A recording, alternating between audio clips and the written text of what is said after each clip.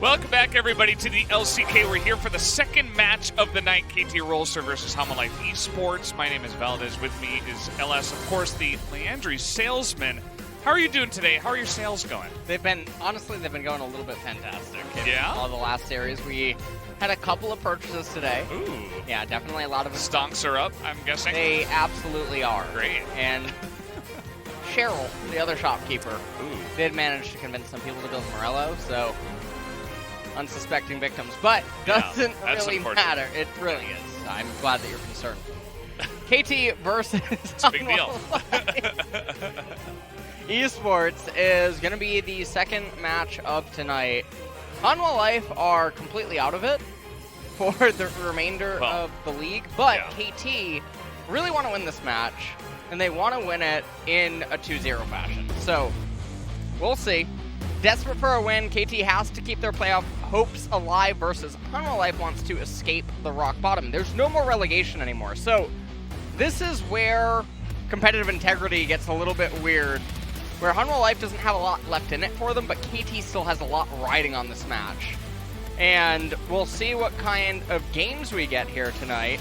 We have to win every single one.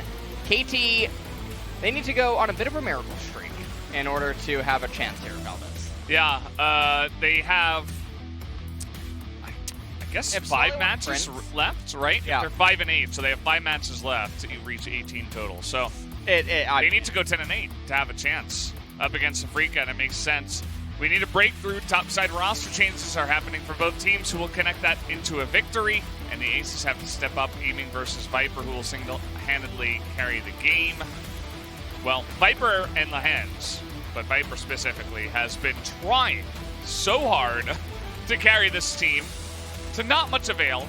And you can see here he's got the most damage percentage of any 80 carry, and second is aiming, interestingly enough.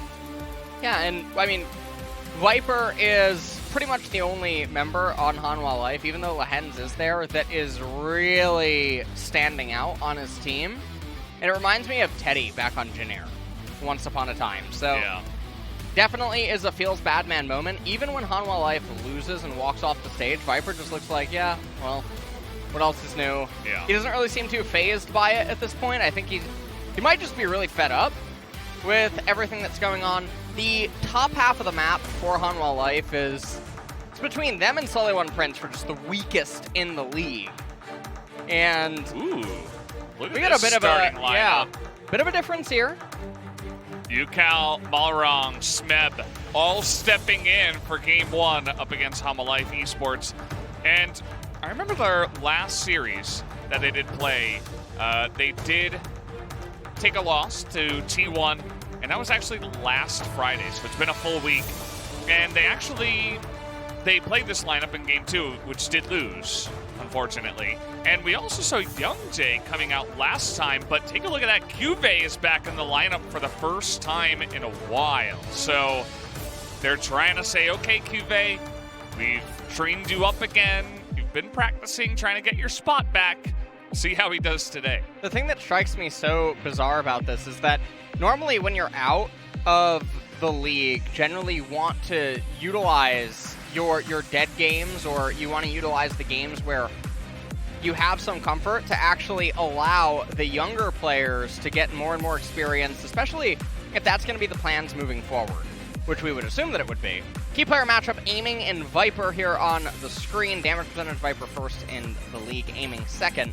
Interestingly enough, they are two teams that are really struggling here, and both marksmen really just showing up.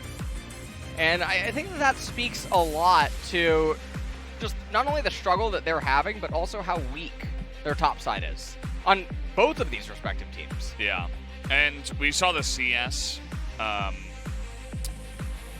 allocation, that's the word I was looking for the team of Hanwha Life between minutes 15 and 30. And Hanwha Life's 80 carry just got the most by far of any 80 carry. As he's putting on the jacket here, he's really, very hot. It's really hot in here. I don't understand the jacket. Yeah. But I do understand that he means business, because whenever anyone puts on a jacket, they mean business. That is... Really? Yeah, that's... Usually it means I want to go. No, it's the universal code for I mean business. Okay. Yeah. Especially when it's a cool-looking jacket, like the Hanwha Life jacket. Oh, okay. Yeah. Sure. Oh, see, Young Jay's also got his jacket on. So what happens when multiple people have jackets on? Do they both mean business? Because, like, how do two different people mean business at the same time? It sounds like a why not? Maybe they could do business together. Okay, well, I see it's the way that business works. Mary Morello over there. Yeah. And then generally the undershirt, like the sports shirt, that's kind of like, I want to go for a run. Maybe I can, run it down some areas, you know what I'm saying? Yeah. Lehens has also got his jacket on. So we're all conducting lots of business deals today here on the side of Hanwha Life. No jackets for the side of KT. Kive didn't have his jacket on either. So we'll see how this works out, as we are going to hop into game number 1, pick and ban. KT starting on blue side. Again, guys, they need to win every single game that they have left over. And then even then, I don't think they're 100% in playoffs. Yeah, this is one of those matches that there's something going on, but not a whole lot. As KT... Yeah, true. Galio is going to be banned away. Now Callista. KT does seem in very high spirits here in this game. And if you remember, one of the last times that Malrong ended up playing, he actually was not sinning as much as he used to be. He used to be the LCK's biggest sinner. There were... So what happened after the last season? Did he... I'm not sure, actually. Is he back? He might be. Okay. Wonder when I'm really curious. I'm not totally sure. His sinning adventures and how they worked out for him. We have the Jace ban coming in, so I suppose the respect being shown to Smeb's Jace. He gives a little smile as they left Caitlyn available, which is definitely interesting when you're playing up against an AD carry-centric team.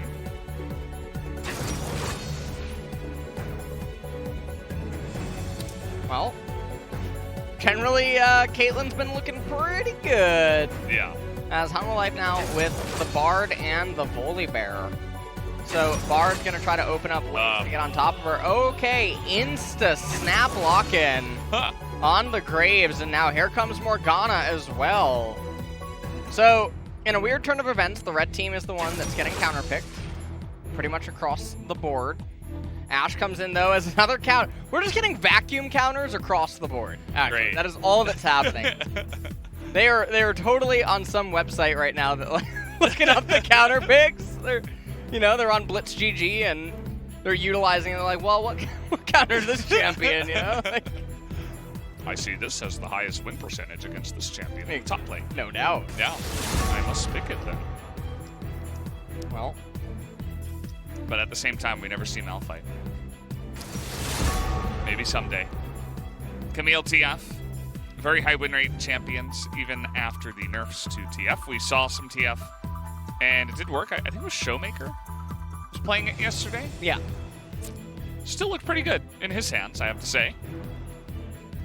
And one of the things that you're thinking if you're Hanwha Life right now is you have very hard on engage, and you're running into Caitlyn, Graves, and Morgana. They're just going to kite backwards and laugh at you. And so, even though they have a vacuum 80 or marksman counter to the Caitlyn, thematically the two team comps are heavily favoring KT right now. With the way that all the fights are gonna let's just keep piling on. more melee hard engage. Yeah. Well, we're only going forward. Mordekaiser. So Silas will have Death Realm available. It strikes me as so peculiar to go down this route. Also, especially given that Silas is able to be flexed mid and top here. I mean, Volibear can also go... So, in a really bizarre world, Silas could go mid and Volibear could go top. Volibear actually does beat Mordekaiser pretty hard in lane. Oh, well, he can. That should be. Yeah, he can. He can. The champion itself has the ability to counter the other champion in the lane. KT now, they have to decide on what to play. Now, there's a lot of magic damage on their team composition, but they don't want to pick like a physical damage champ by any means. Obviously, like Aurelia might be on some people's mind. Oh, GP. Okay. All right. Well, yeah. The Sylas comes in randomly. Now, so that's one of the most bizarre slot-ins ever for an R4 Sylas, because what is he looking at that he really wants in terms of ultimates? Nothing really stands out as super defining that you immediately think, yes. Also remember that Azir and Mordekaiser were not picked right, when he was selected. Azir and Mordekaiser were not yet selected. Now, the Gangplank comes in on R5, and it finds itself in a counter matchup against Smeb. So, Cube should have a good time, but we'll see what ends up happening. Yeah.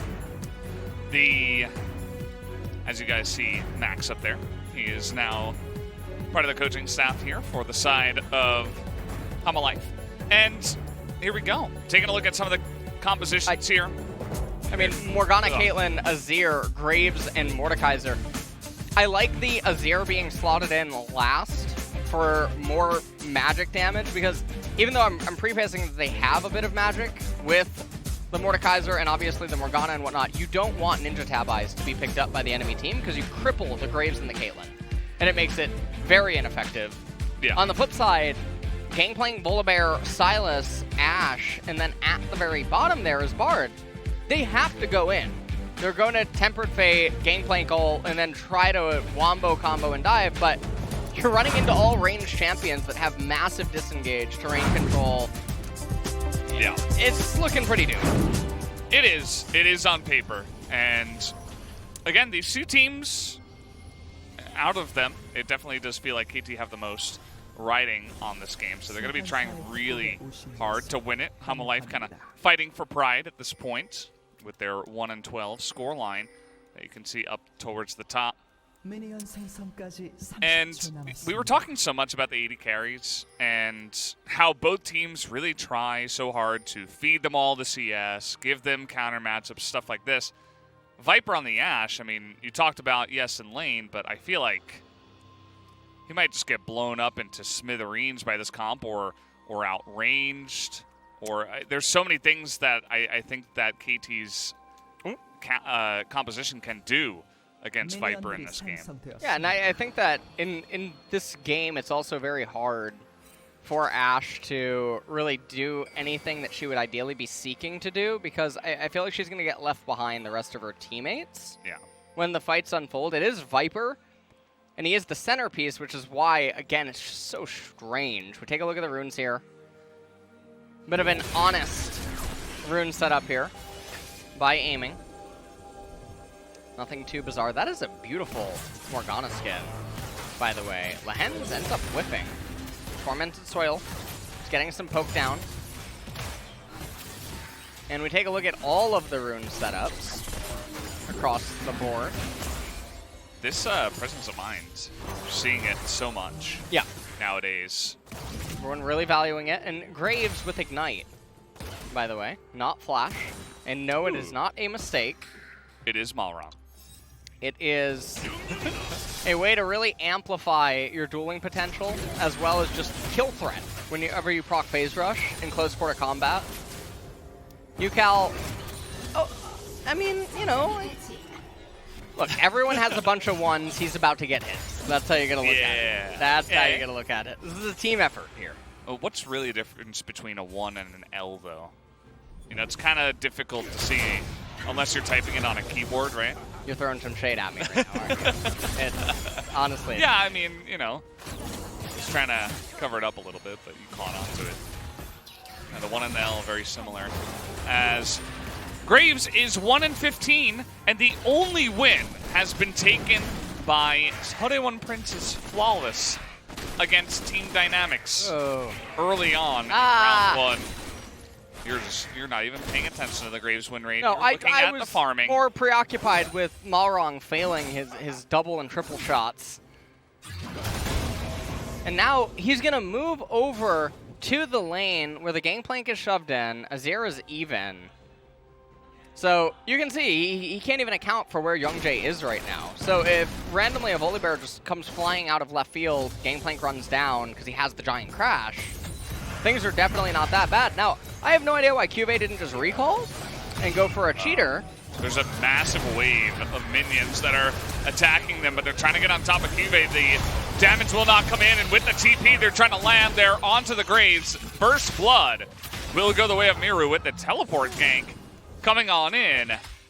And that massive wave of minions that had been crashed certainly helping out. And this is a really big victory because Sylas ends up getting the double buffs. He's the one that committed the teleport, and so he had the most to lose if nothing ended up happening. So a really good series of events ends up transpiring. Also Ignite burned by Graves, and down here in bot lane, Tushin and Aiming, we'll see what they end up electing to do with this wave. No teleport on either marksman. UCal holding the wave on his side of the lane, but see how else everything transpires in this game. Cloud Dragon's the first one of the game. See who's able to pick that one up as Malrong trying to get aggressive. He's going to take both these Scuttle Crabs. He's not just going to randomly run at the enemy jungler. He's Graves, of course, not Olaf. And so we're going to take another look here at the fight and how HLE were able to turn this around. So this one was really strange. Malrong autos the barrel first initially, even though he shouldn't be worried about his HP when he's at full. And so the one auto attack actually ended up mattering on Cuvée. Yeah. So, a little bit of a blunder there. Yeah, it was the difference between his surviving and dying, essentially, especially with the Ignite. You got to be pushing for all of that extra damage. But he was not able to do that there. As after that, I mean, UCal was able to get a nice amount of minions ahead of the Sylas after that play, so there is a little bit of a trade back there, but obviously still a win for the side of Hanwha Life. Yeah, everything just going pretty nice for Hanwha Life so far. Lost Chapter was completed by Azir, though. He was able to recall into that item, so he can perhaps lock up Miru in mid lane for quite a while. Both bot laners really playing tag right now with the waves. Black Shield comes out. Not the end of the world. That auto from the Morgana nearly messed up the CS on the cannon. Got a little bit scared there. A little bit frightened. But the bottom lane, the Ashe is going to be just fine up against the Caitlyn Morgana lane. And that's why they're able to stay even so far. Nobody making an early move towards that Cloud Break.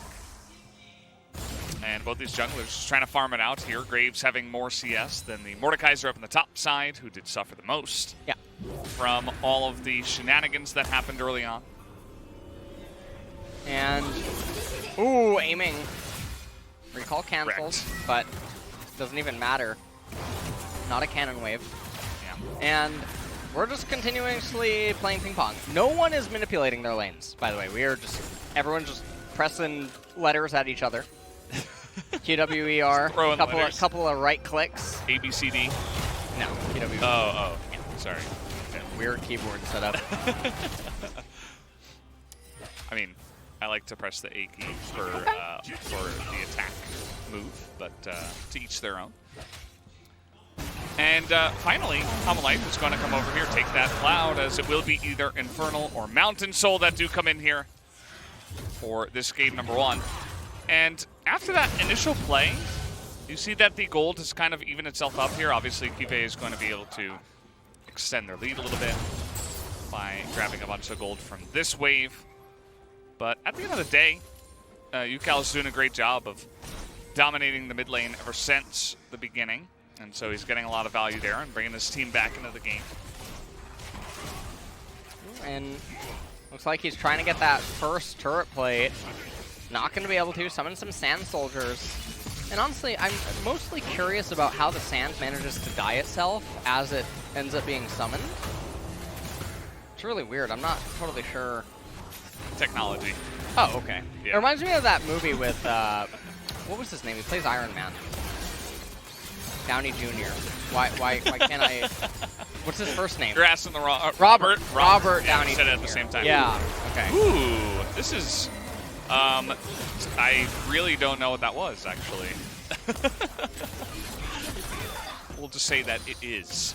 How about that? As now we're looking to get on top of the Azir. That's a nice little sweep, but it's not enough to get away from Miru, who is going to drop down the chains and knock him down. The GP ultimate helping out with a bit of damage there, so an assist going the way of Cuvée, who's doing his job up on the top side. He's doing his part. And with that little kill, it's going to mean that the Rift Herald is also going to go the way of Hanwha Life. They're going to get a nice little foothold here in the early game. Yeah, they're almost up 1,000 gold. They should be able to pick that one up and then convert it into something meaningful. And Gangplank doing pretty well up in the top lane as well. Not sure how many grass procs the Gangplank has. Yeah. And let's see if any other action really happens from here. You got to note that Miru, I was talking about how Yukal was doing well in the mid lane. Maybe I was doing a little bit of a caster curse, in fact, because although he has taken the lead here in the CS, of course, after the roam, it is still a 2-0 Sylas, and for you guys who have played against Sylas in solo queue, it can get really obnoxious when it just gets out of control fed. Let's see how fed he can get here. And, I mean, we just see the Azir ultimate, the alley-oop, and honestly, that doesn't look very nice. Somehow Sylas finds his way over the wall with the Gangplank ult.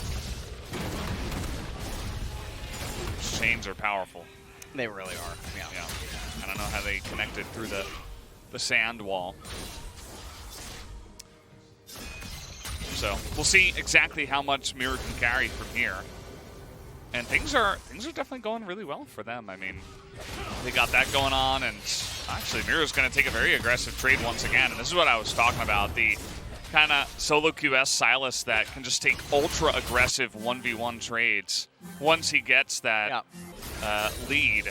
And it's beginning to show itself. Doesn't happen very often in pro play, especially in the LCK. But he's showing it off.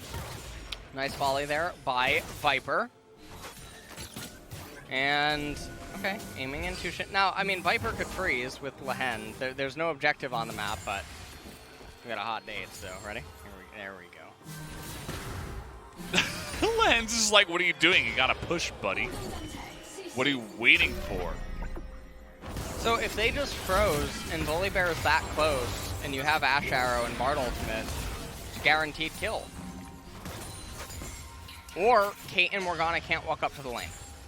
Either way, it's winning. Or you're getting summoned. They're gonna push though, and they're bringing down Sylas. Yeah, they have Rift Herald. Yeah, they're gonna summon the Rift Herald.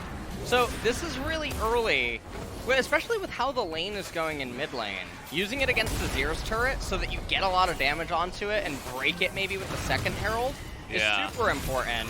Or you wait for them to push and get it down to 2 or 3 plates, one of the lanes, so that you can get first blood turret, which we see most often in the LCK, but that just didn't happen here. They're just going to try to feed the gold over to Viper. In a weird turn of events also, I mean, if you're accelerating the early game, it can end up being counterproductive because your Gangplank's very happy up in top, and because your Sylas is winning, he's happy as well. Yeah, they're content. You know? Yeah. And Graves, I mean, he's farming it up. He is level 8, Young Jay as well, level 8. Graves actually about to ding 9 off of the Golems. See, check that very popular control ward spot. Yep. But he's just doing Krugs. There are some pings from the red team onto the Dragon, so it doesn't look like KT wants to try to get in onto this Dragon. You see Lehen's helping push here. Yeah. They're going to get priority and take down this Ocean Drake. A super spicy Drake here would be Mountain. I think it would be a lot better than Infernal.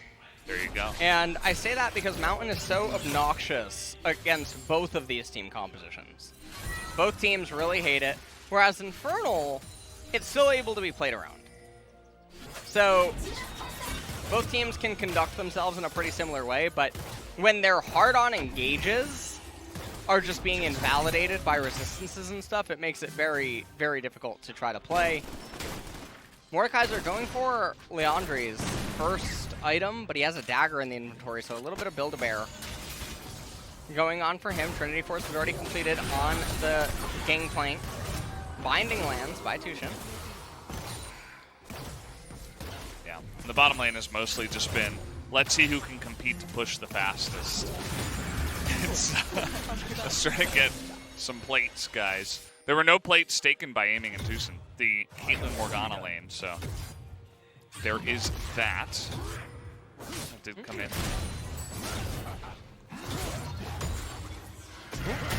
Oh. Yep. Not gonna be grabbed by Mordekaiser there. Here comes the dive.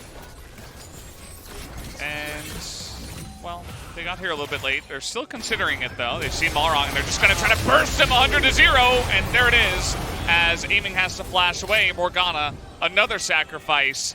That's gonna be 2 more kills and this turret. It should be down on the bottom side, as Hanwha Life look to extend their early lead. Yeah, and I mean, Hanwha Life are just cruising ahead right now. They're going to raise this bottom tier 1 turret. They're going to get the first turret gold for themselves.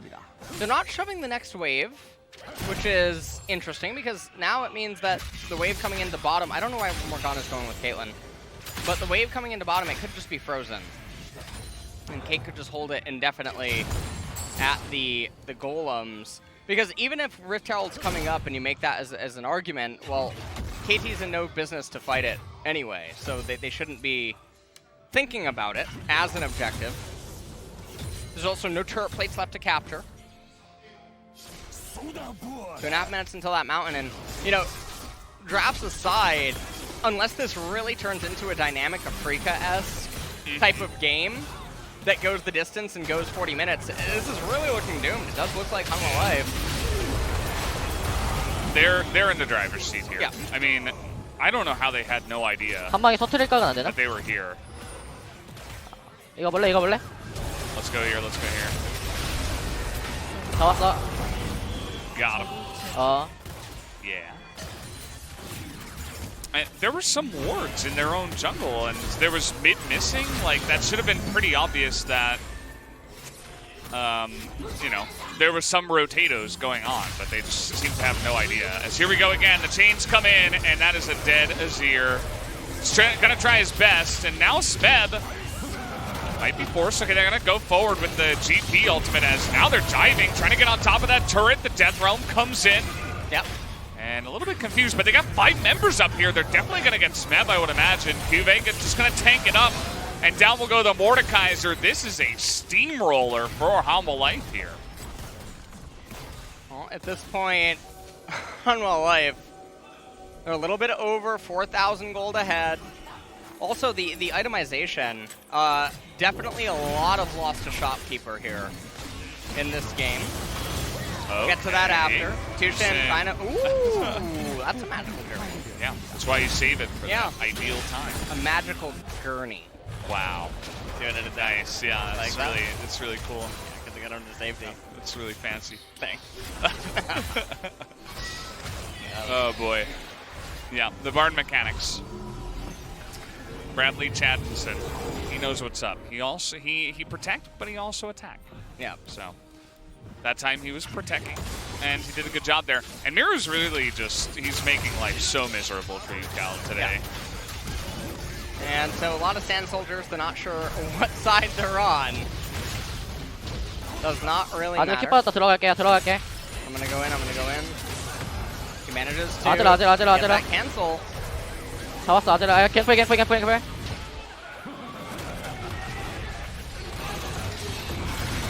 나 괜찮아. 나 살 수 있어. I can live. 야, 나오면 다 잡아. Oh!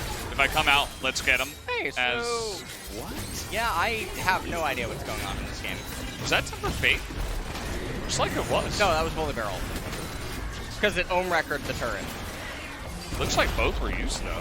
Okay. And the arrow as well. So I think they used 3 ultimates to take him. Alright. We'll see which one was first.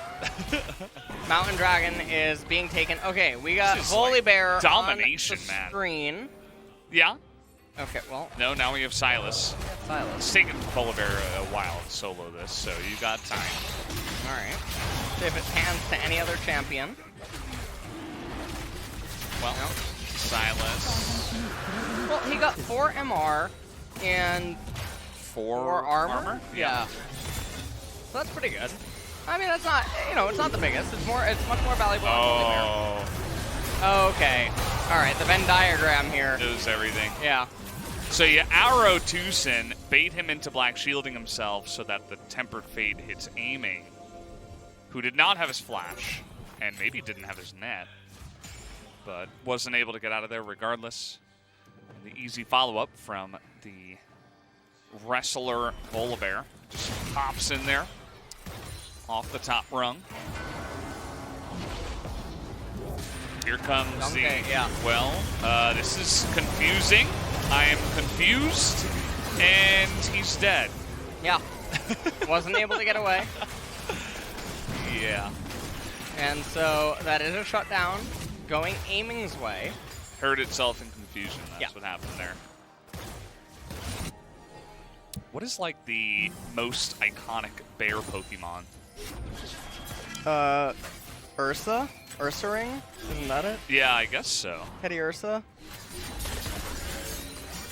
Is there any? Yeah, I think so. I think that's it, right?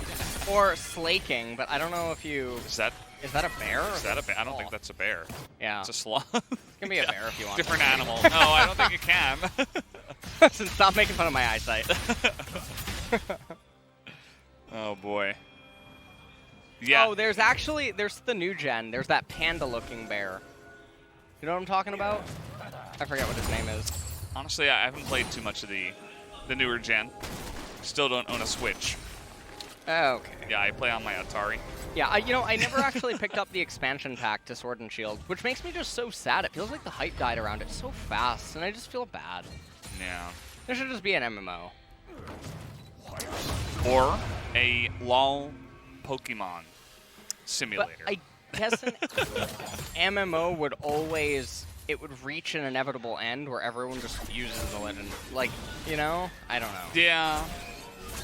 Well, they would have to set up, like, raids and stuff. Because you have, like, the built-in PvP, right? But they would have to, like, set up PvE content. Yeah. That's beyond just, like, defeating an Elite Four. Mm-hmm. And, like, group stuff somehow. It's a little bit confusing, I guess, with the setup of Pokemon and stuff. Makes sense. Yeah. Well, we're coming in here. Taking all the vision. Oh, boy. UCal is just... Oh, this is a very painful game for UCal Azir. He can't even sit in the lane against Silas. I mean, the game is just so blown out of the water right now. The oppressiveness of Hanwha Life's team composition when they're ahead this far can't be understated.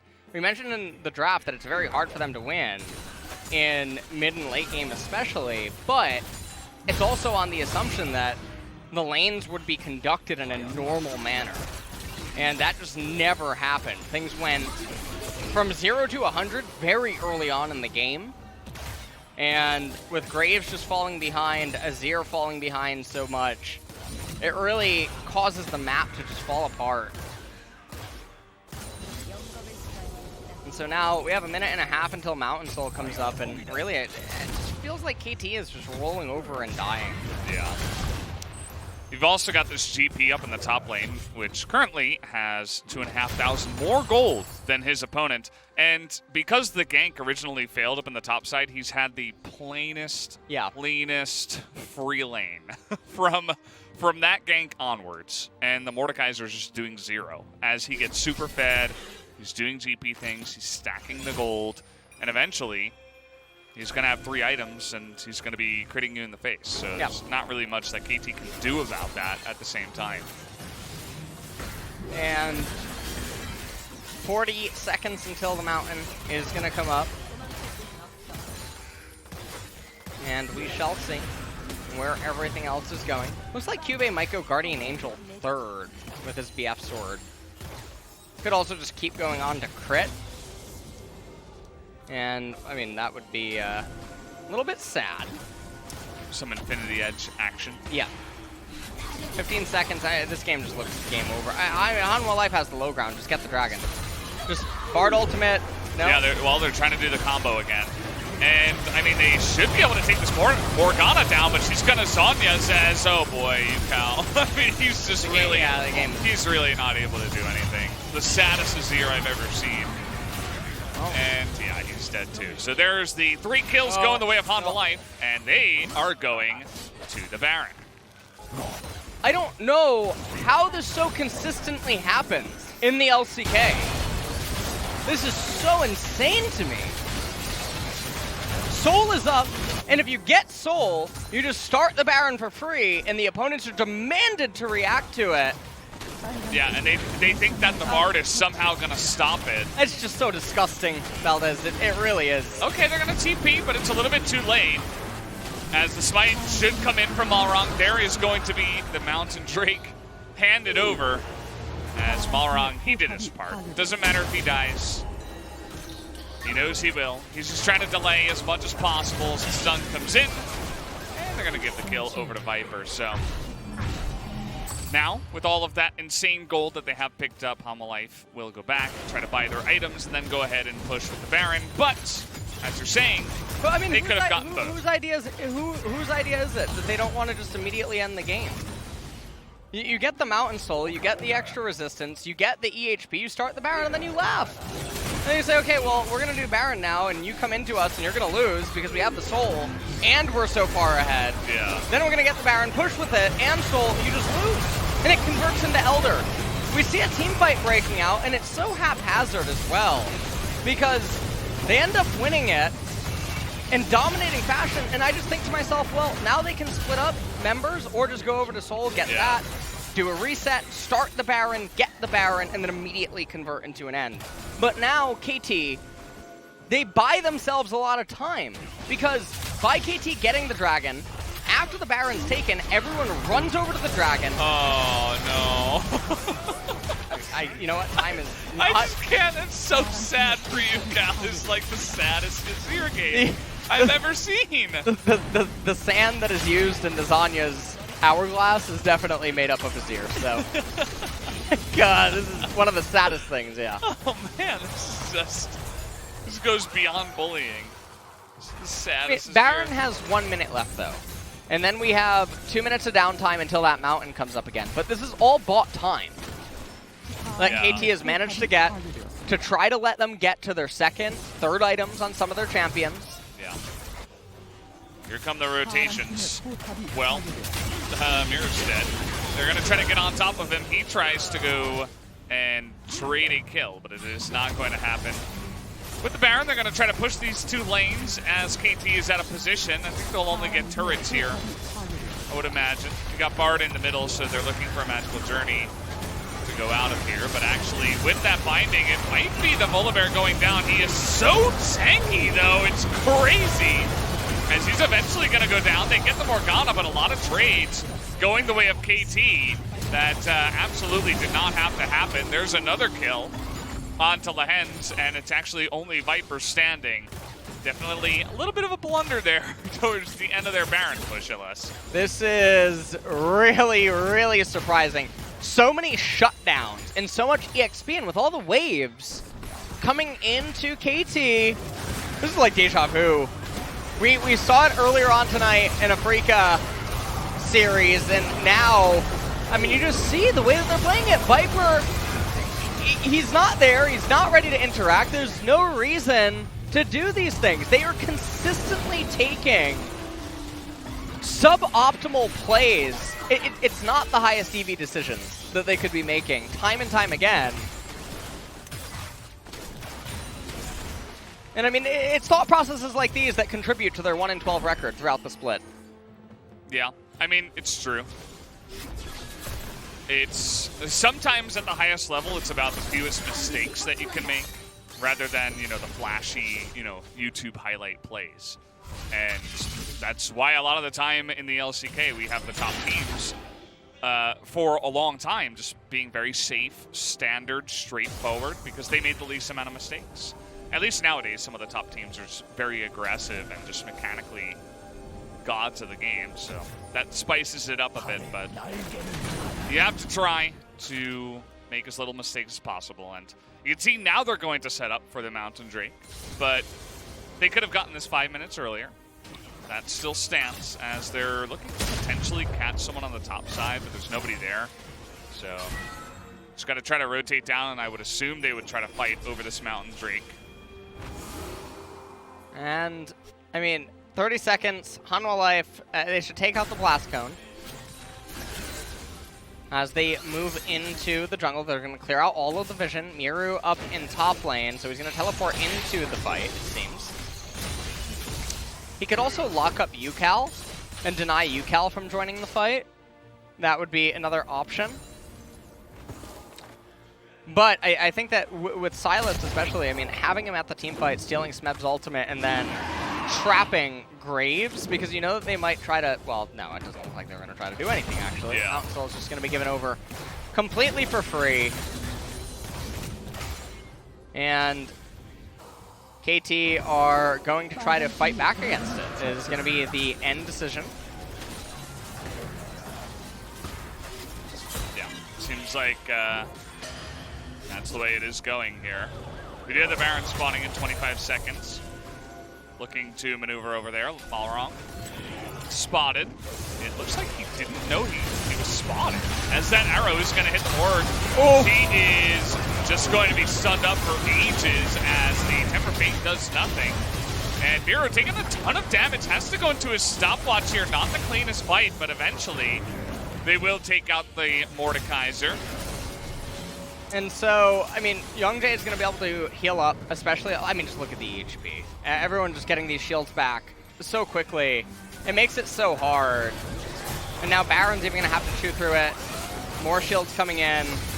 It's just, it's impossible to lose with the Soul unless you really mess up. Teleport coming in now from Miru. Balrog, he's going to get in there a little bit too early. The smite for the health is not going to be enough. UCal looking to get out of there as the chase will be going on. Looking for a Tempered Fate potentially as, okay, they're just going to run in their face and not do much. They have the Baron, so they can essentially go whenever they want. They're going to wait for the minion wave to come on in. And they're just going to go back. Want to buy some items, want to play it safe after some of the mistakes that were made earlier on. And we can see how this all transpires. So Balrog is on the right-hand side. Miru comes in from behind. And honestly, I mean, without the Soul, Miru would have to Zanya's way sooner. He ends up using it, and Death Realm expires. Smeb just gets brought down pretty easily. Miru comes in off the teleport. Balrog goes in. I mean, it's a nice attempt. It's all that he can really do. All that he can remain hopeful for. Oh no! Why? Yeah, this is saddest is here. Filter for sure. Why is he even in that bush with less than half health? Oh man. I like the Umbral Glaive purchase here at 30 minutes. There's a lot of wards that Graves needs to be clearing as he's permanently inside of his own base. Didn't want to go lethality earlier on because he needed the Black Cleaver for all the magic damage that his teammates deal. Yeah. I don't know. Maybe just maybe trying to play into the aiming win card, but that did not happen the way they were hoping. There is the TP ultimate. You can see the insane value that's getting. Balrog just going to get deleted. And that should be the end of game number one. Mirror going to look for some more. He's going to go into the death chamber here, try to take down Smeb. And will be able to in the end. That's going to be a nice arrow. Catches him inside the base. Zucal finally going to get a decent Emperor's Divide, but it just does not matter as game number one will be taken by Hanwha Light in about 32.5 minutes as Viper finally has got a smile on his face. Yeah.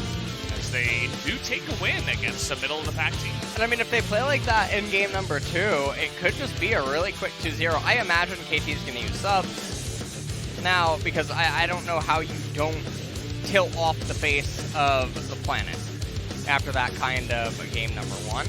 Yeah, I think the first sub I would put in is Kuro into the mid lane.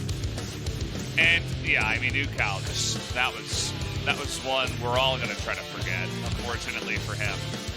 And it wasn't just him obviously. It was a collective effort, but It doesn't seem like any players are taking any of their peripherals, so maybe there's spoilers. Maybe. Maybe. That would be interesting if they actually kept all those players and had them play after that one. But Miru, I mean, I gave him player of the game on the Silas. yeah, It's of so many course. very clean cancels. The initial teleport to get the ball rolling, picked up the double buff for himself there, Yeah. and just really maintained such dominant control over in mid. So things are really looking pretty doomed. And KT, I'm not sure what they're totally thinking this game. I mean, the game really falls apart in the first 10 minutes. So many things have chain effects that end up being felt later on. And you can just see the damage. Caitlyn, the only one really able to do anything. Azir is dealing damage mostly because he was always involved in damage. Gangplank, I mean, the Mordekais are walking into the counter, and Cuvée actually piloting the lane in a reasonable fashion. Didn't go for that cheater, but ended up getting rewarded for not doing it because of the way that Malrong played. Yeah. So that ended up working out. Sometimes it works out that way. And I mean, that's, I suppose, a good look for Cuvée. It wasn't the cleanest, of course, and some things were handed over, but at least he had a clean game and was able to get some foundation underneath him. So, guys, we're going to have a quick break. When we come back, game number 2.